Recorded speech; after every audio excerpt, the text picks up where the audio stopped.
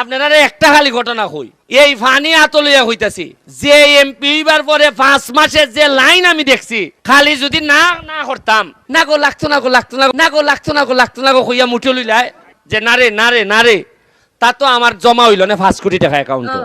5 কোটি আমার অ্যাকাউন্টের মধ্যে জোরজোড়া 500-1000 টিকির নোট খালি জমা হইল না।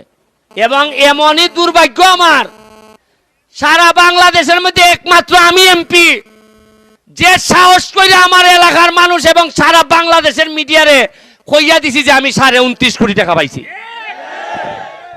আর কি একটা দেশও জন্মাইছি চিন্তা করুন।